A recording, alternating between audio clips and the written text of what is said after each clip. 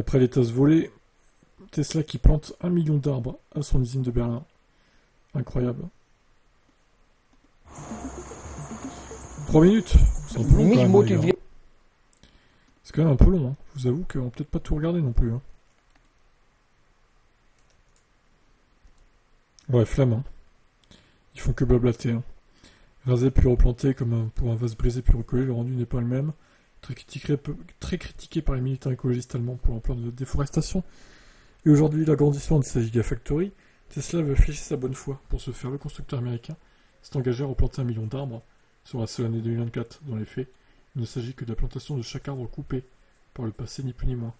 Sauf que l'on parle ici que des arbres initiaux coupés lors de la première phase de construction de Gigafactory Berlin.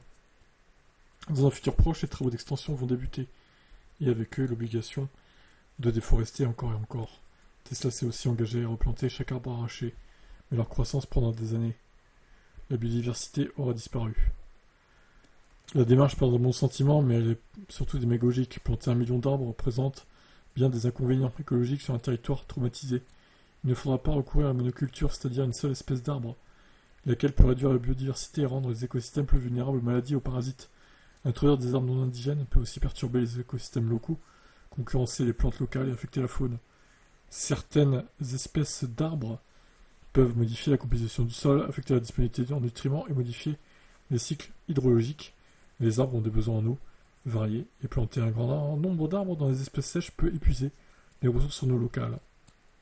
Planter des arbres dans des zones où le carbone est stocké de manière significative dans le sol, comme des prairies ou les tourbières, peut libérer plus de carbone qu'il n'en séquestre. Reste enfin la question de l'entretien de ces nouvelles forêts et surtout de leur sanctuarisation. Planter pour de nouveaux rasés dans 5, 10 ou 30 ans, à quoi bon à part se faire bonne conscience sur l'instant et verdir son image. Tesla s'appuie sur des compétences environnementales allemandes pour replanter au mieux ce million d'arbres avec une variété d'espèces choisies. Laissons le temps au temps. Ok, bon, bah après, je trouve que c'est bien quand même qu'ils replantent, hein, mais bon, je dirais que c'est la moindre des choses, effectivement, après avoir déforesté, donc, ouais. Logique. Quel est votre avis ?